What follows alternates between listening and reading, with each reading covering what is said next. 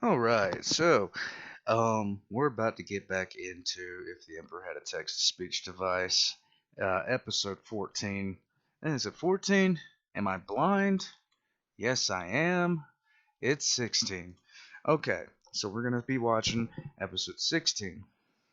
Am I not even on the right thing? I'm an idiot. Sorry, guys. Give me a second. Gotta check this out. Yeah, we watched that. Okay, so now we're on episode 16. And that's Universal History with Professor Emperor. So, we're going to go ahead and get started on this.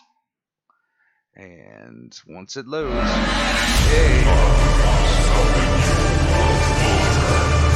Oh, by the way, I really enjoy some of these recommendations I've been getting because a lot of this stuff I didn't even know existed. And it just blows my mind the amount of stuff on the internet that I just simply have not ever realized it was there.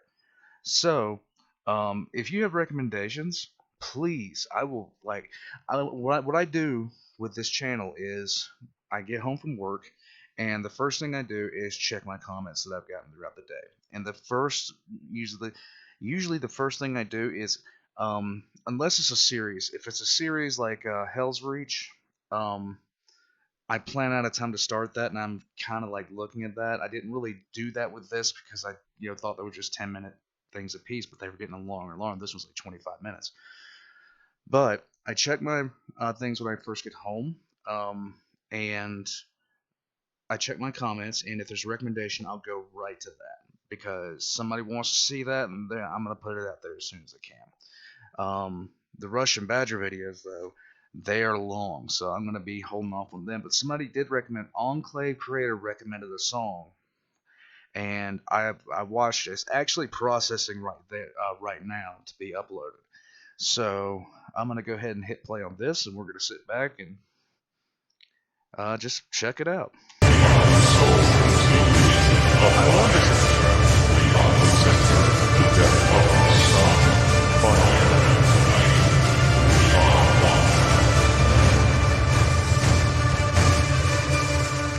this is Universal History with Professor Emperor. Interested? Not really. I'm just making sure you're not trying to invite your army of demonic tentacle monsters over for a party or something. That's Can we please have a little bit of trust at this point? I mean, of all the places in this expansive galaxy, this isn't the most comfortable location for me to be in. Besides, I'm not Fulgrim. So you're telling me that succulent food, a luxurious atmosphere, and an actual bed are less comfortable than the realm that is literally a collective seizure? If you had more mental capacity than a box of Grox manure, maybe you too would appreciate its own unique majesty. This assumes that I'm insane enough to want to. Nevertheless, you just being here is a sign of trust in my lord, is it not? Perhaps. Crazy. Damn skeleton. Why are you still here? Well, okay, tell me. What are you actually doing? Don't mistake my question for curiosity, I'm mostly just concerned. Research, observation, experimentation, calming my nerves, listening to the whispers of the warp, passing the time of day, and so on. Albeit it's pretty damn hard to get a good focus in this place, with Father around. Finding any warp traffic to spy on, which isn't tinted gold and full of pent-up frustration, is like trying to remove a demonic incursion from your rectum. No, I left my heresy detector in my chambers, but I hear it going on from here. Ow! Ow! Stop that! Stop what? Stop dazzling me with your ignorance! Your shiny, half-baked head is burning through my retina like an acid made of stupid... Seriously, though, have you still not got that this heresy expression you speak of is just your Imperium's excuse to put a giant bolt into the head of anyone who goes against you? The Imperium is like a child in a my dad is better than your dad argument that received the right to kill anyone that attempts to argue back, you witless dildodes. Well, if you didn't make everything so... I don't know... diabolical, creepy, and straight-up evil, maybe you wouldn't be such easy targets for both propaganda and a bulb shell to the forehead. I mean, you're not doing yourselves any favours by wearing the skin of your enemies, for example. For your information, I have never worn the skin of my enemies. Do I look like a Necron Flayer to you? To be fair, the Necrons and your Thousand Sons do have pretty similar motives nowadays. Yes, we've already sent the cease and desist order. What? They're just being ferocious plasteel dicks about it.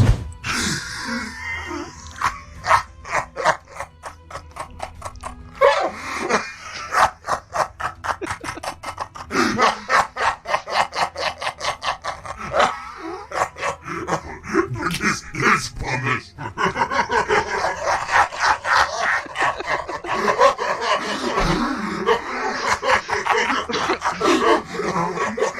I cannot see a thing. Regardless, you still look like you woke up on the wrong side of the Eye of Terror. I do see where you're coming from. All the decapitated heads and giant spikes do make it look like we're compensating for one thing or another. Like lack of decent parents. But to be fair, given your Imperium's alarming obsession with skulls, I'd say you have some issues of your own. Nevertheless, did you only come here to watch over my shoulder, or did you have some other reason? Well, I actually wanted to ask you something. Well, go ahead. I'd break the monotony. I've been wondering.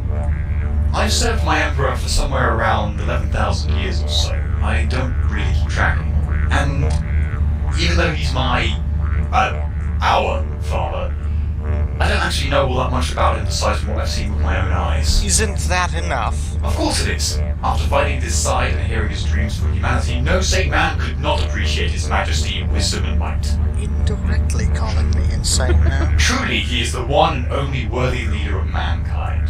But where did he come from?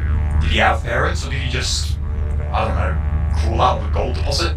Not that's a bad thing, of course. I'm sure it was the most glorious deposit in the world, man. Oh, hungering for some crisp, luscious knowledge, are we?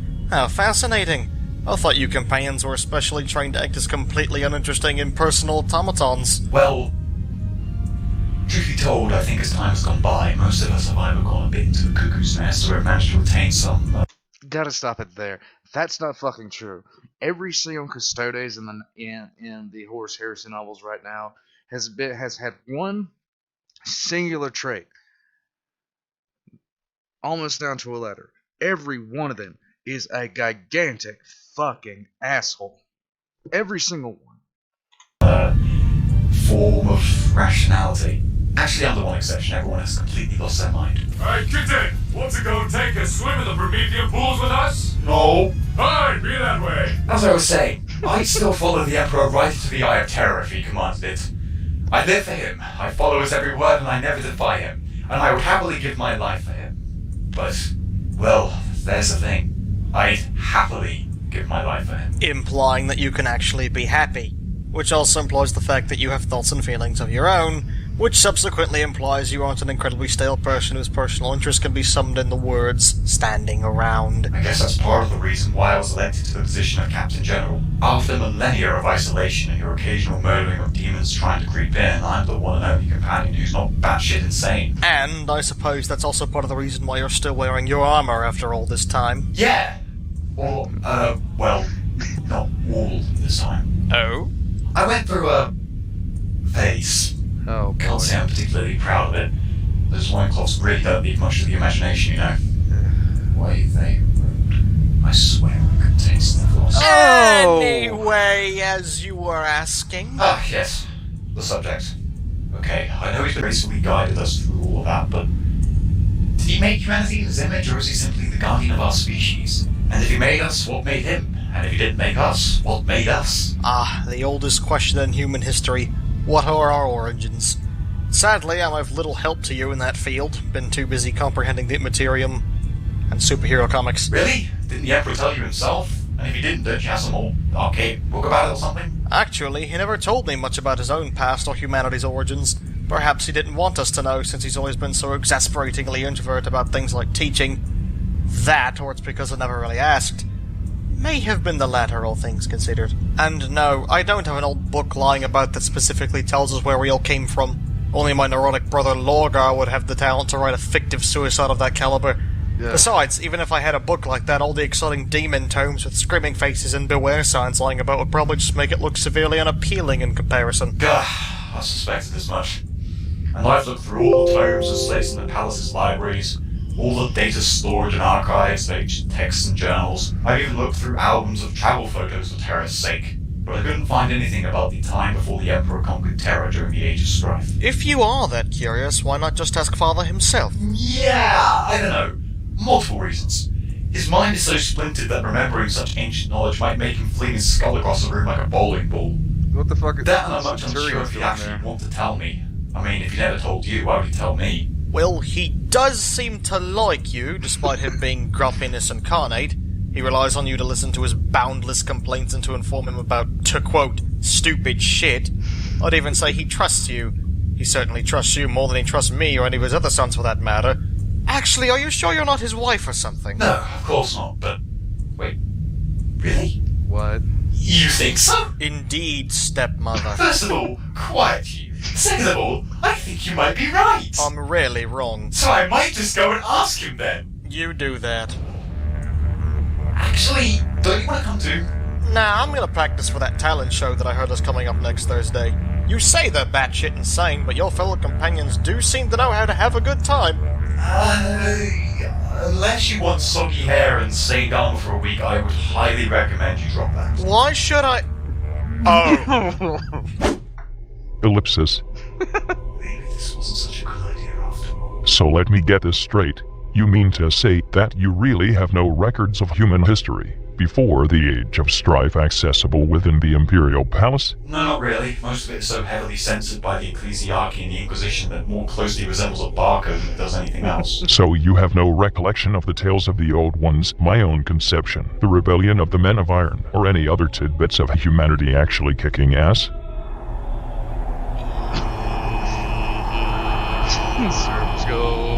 Incredible. I honestly thought I'd hit the greasy fucking bottom of this shithole when you told me of the Inquisition's activities, but I'm just now realizing that I'm only scratching the surface of this frozen ocean of ineptitude. It's almost as if nobody wants to hear about how our people weren't the be-all and all of civilization in this cesspit of a galaxy. Yeah, funny that, isn't it? Right, this is something that I shall now unfuck post-haste. Magnus, fetch some parchment and do what you do best. Take notes. Do not worry, I always have paper with me. What a fucking nerd you are. Anyway, I want you to write down everything I am about to tell you, and when I'm done, rewrite the whole damn thing as a grand historical document. Then I want you to start covering it in holy seals and shit, and then throw it into a pile of dirt for a while, so it gets that shitty old paper look. That'll make stupid people think it's inherently trustworthy. Oh, and shiny britches? Yes, my lord? When Magnus finishes his chicken scratchings, I then want you to take this document to the scribes, have it proofed to make sure he doesn't sneak in any mimetic chaos bullshit, then have it mass-produced and distributed all across the galaxy to all people of authority. I don't care if you literally need to ram it down their fucking throats, just make sure they read that shit and understand it. No spam box filter shall stop my glorious wisdom this time. Yes, my lord. Now, gather round, children, for it is grand story time. Yay, grand Cue story visuals. time. Ooh, visuals. In the beginning, there was nothing. The nothingest nothing that has ever not existed. The nothing just kinda sat about and unexisted, not bothered by any such thing as existence or reality. There may have been some bits of heat energy floating about, but that shit doesn't count.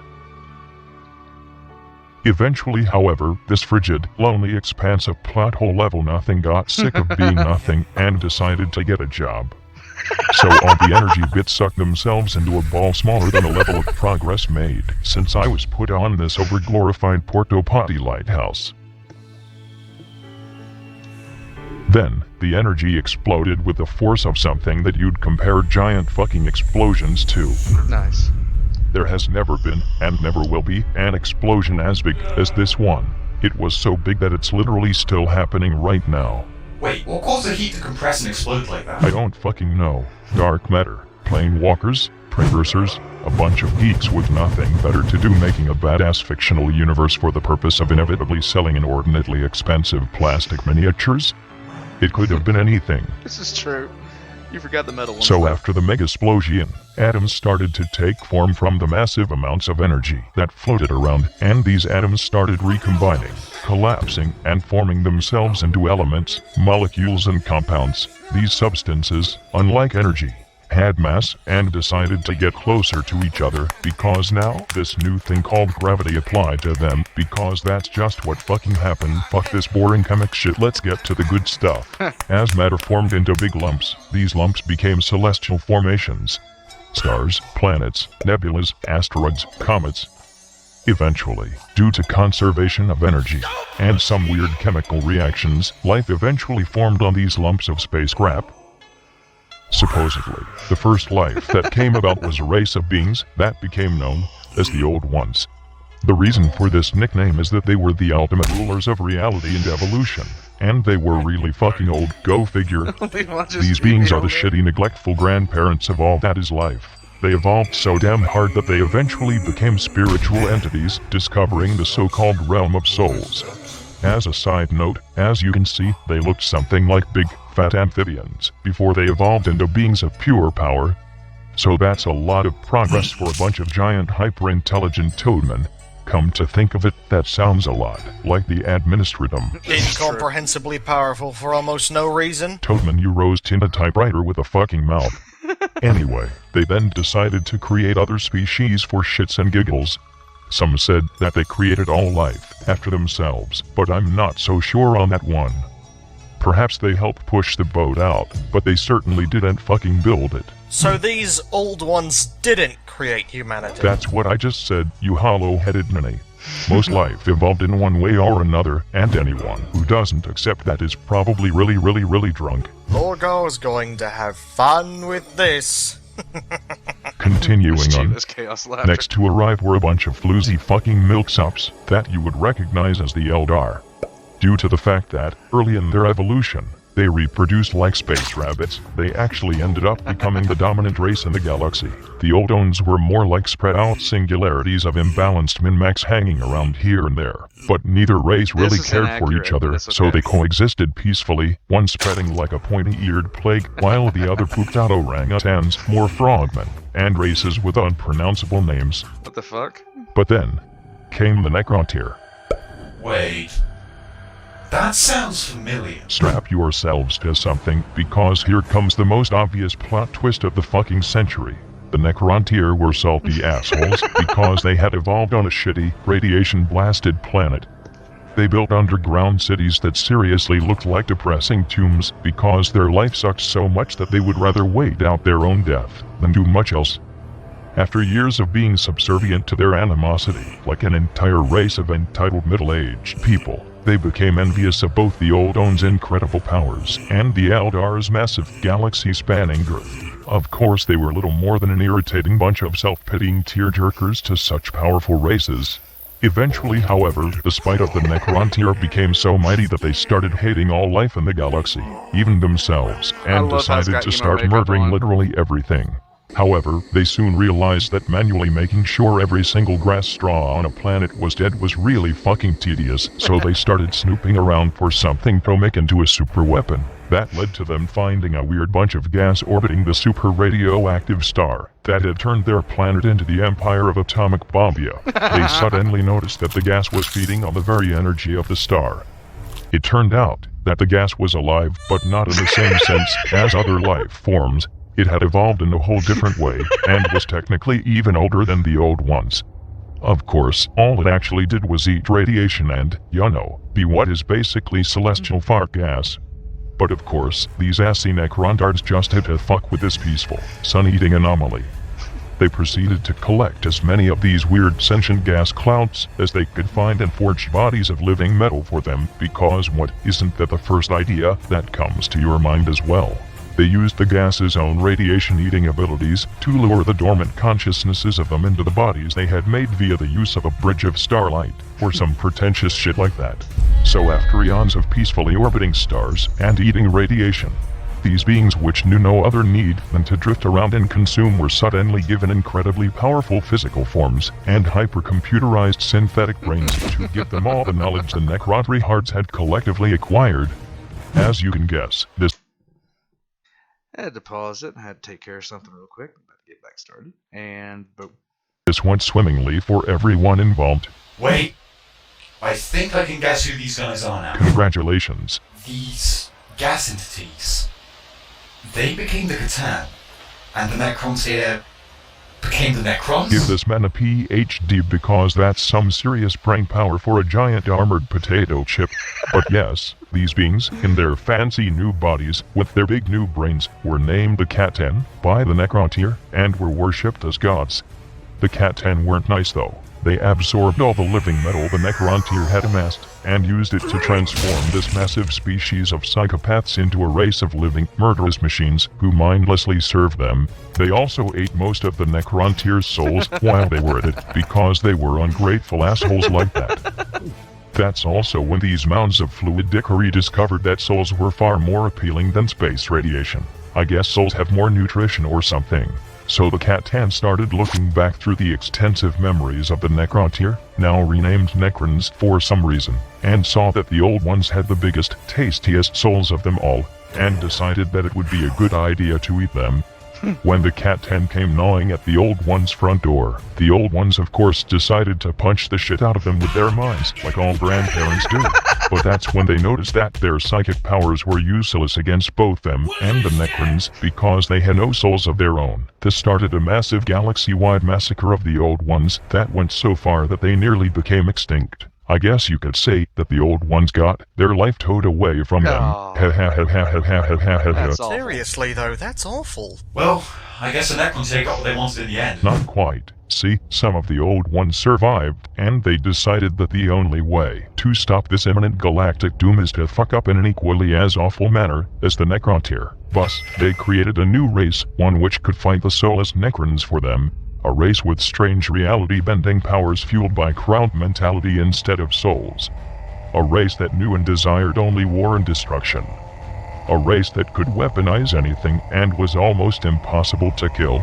A race that became known then as the Orks, or, as we know them today, the Orks, because shortening names is a thing. What? Greenskins? There's a plot twist you didn't see coming. The Orks were actually important all along. So yeah, while the Orks were fighting the Necrons, the Eldar were shitting their collective frilly panties because they knew that they were next on the menu. So they decided to salvage as much of the Old Ones' tech as they could and fuse it with their own.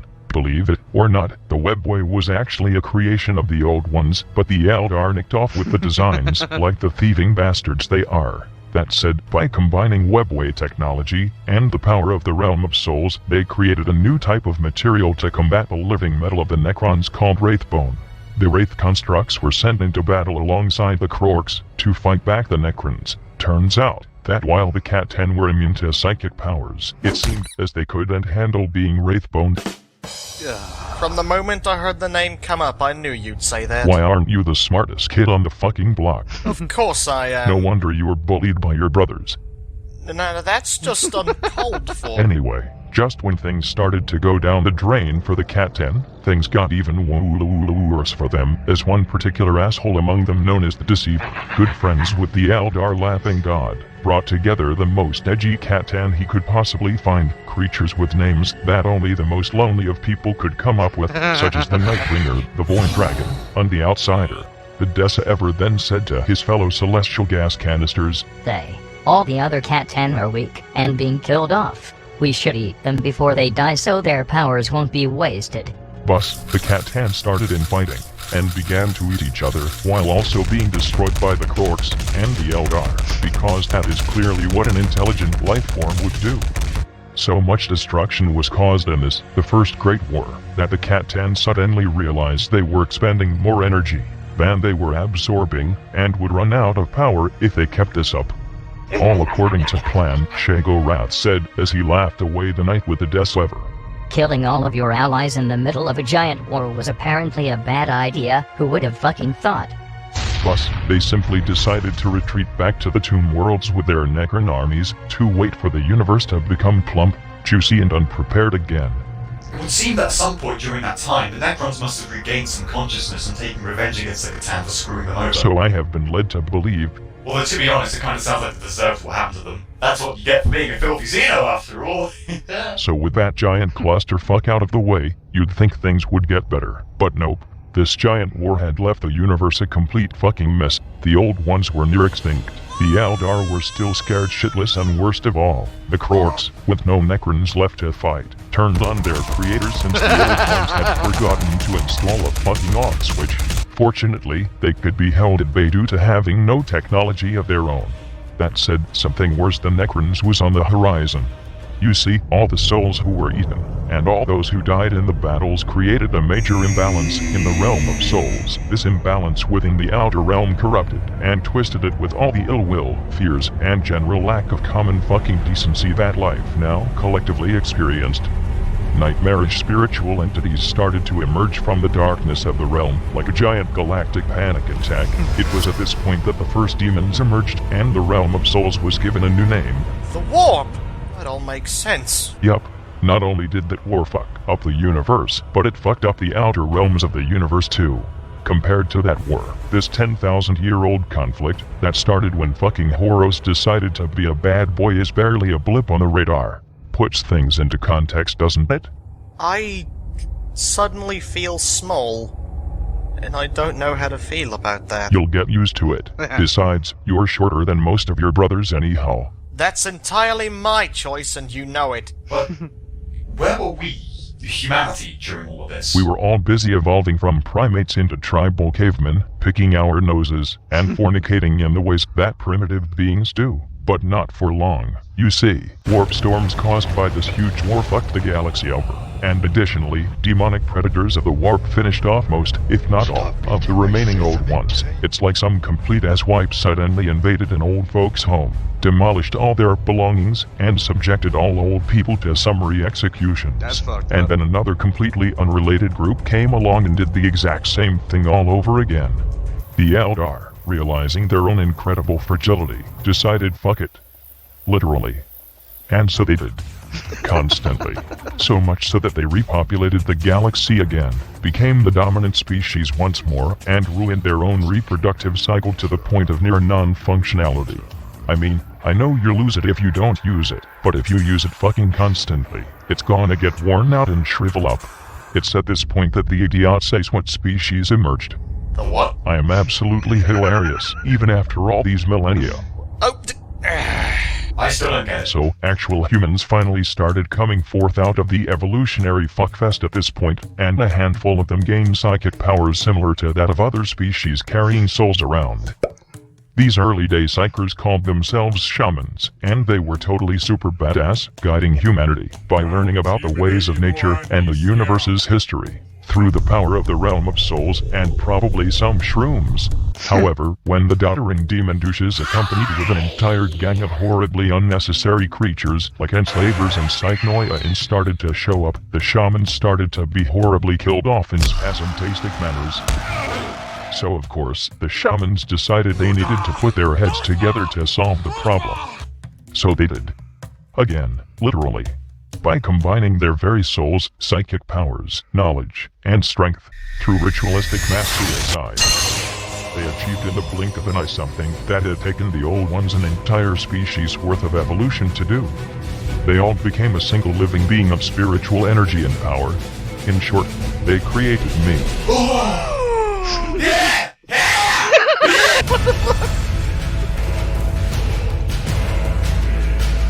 Nice. Okay. So that was that episode. It's pretty good.